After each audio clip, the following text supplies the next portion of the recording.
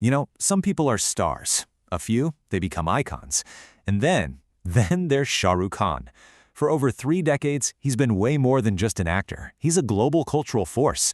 But his story? It's not one of privilege or having the right connections. Nope. It's a story of pure, unadulterated ambition. All right, let's get into it. And this quote, man, it just nails the whole thing, doesn't it? It's that classic rags to riches story, but on a scale that's almost hard to wrap your head around. He was the ultimate outsider, a guy who showed up in the city of dreams with pretty much nothing to his name. So that's the big question, right? The one we're going to unpack in this explainer. We're going to trace the path of this middle-class kid from Delhi, who through sheer force of will ended up running an entire industry. But to really get a handle on the king, we're not starting at the beginning, no. We're actually starting with his most recent and maybe his most jaw-dropping chapter, his absolutely unprecedented return to the throne in 2023, with blockbusters like Pathaan and Jawan.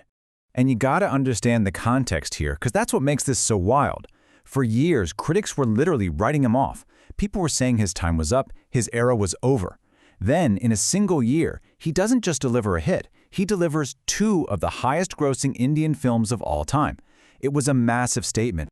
All right, so to really feel the weight of that comeback, we gotta rewind. Way back to the very beginning. Before all the superstardom, he was just a boy from Delhi. No advantages, no godfather, no easy way into the very closed-off world of Indian cinema. This timeline, wow, it's absolutely crucial to understanding him. Just look at this.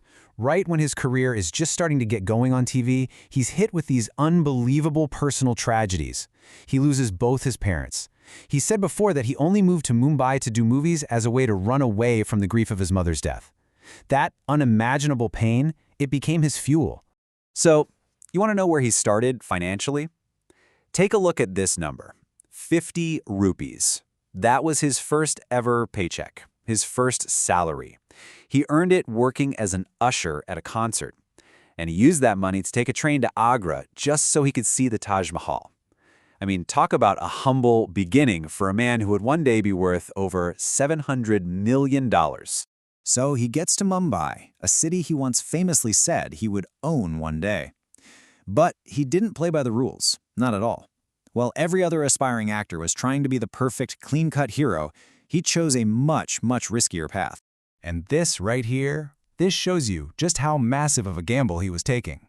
See, back in the early 90s, the hero was always the good guy. Simple as that. But Shah Rukh, he went for characters who were obsessive, vengeful, and yeah, sometimes they were just straight up evil. It was a move that could have killed his career before it even started. And these films were his anti-hero masterclass. In Bazigar, he literally throws the heroine off a building in the first half hour. In Dar, his stammering Kiran became the actual sound of cinematic obsession. He made you root for the bad guy, and in doing that, he completely redefined what a leading man could be. So, okay, he's established himself as this ultimate risk-taker, right? The guy who broke all the rules. But what he does next is even smarter. He pivots. He takes all that edgy, intense energy and channels it into becoming the biggest romantic star on the planet, all while quietly building a business empire. And this film, this was the turning point. Dilwale Dulhania Le Jayenge. With this movie, he wasn't just playing a character anymore. He became romance. That iconic open arms pose, it turned into a global symbol for love, something recognized instantly by billions of people.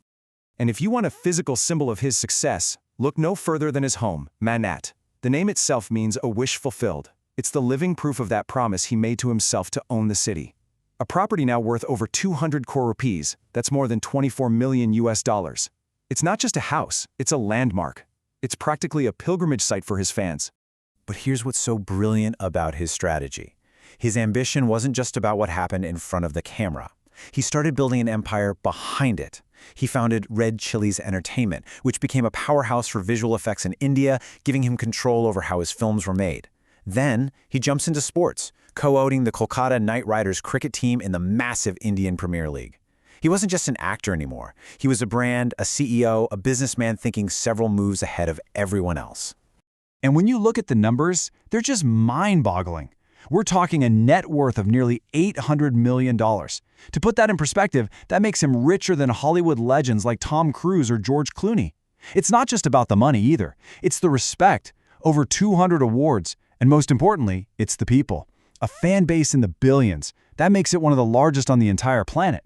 This isn't just stardom anymore. It's a global empire, built from scratch.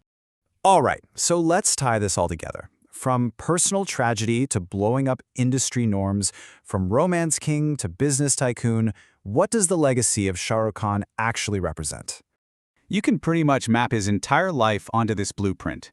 Step 1, he turned the pain of losing his parents into a relentless drive. Step 2, he defied all the industry rules by embracing being the villain. Step 3, he conquered the world by becoming a symbol of love. And Step 4, when everyone counted him out, he reinvented himself and came back stronger than ever. And really, that's the heart of it, isn't it? His story gives hope to millions of other outsiders. It's living proof that you don't need a famous last name. You don't need a godfather to make it. What you need is an impossible dream and the sheer stubbornness to see it through. He wasn't born a king. He fought, he failed, he fell, and he got back up again to build his own kingdom.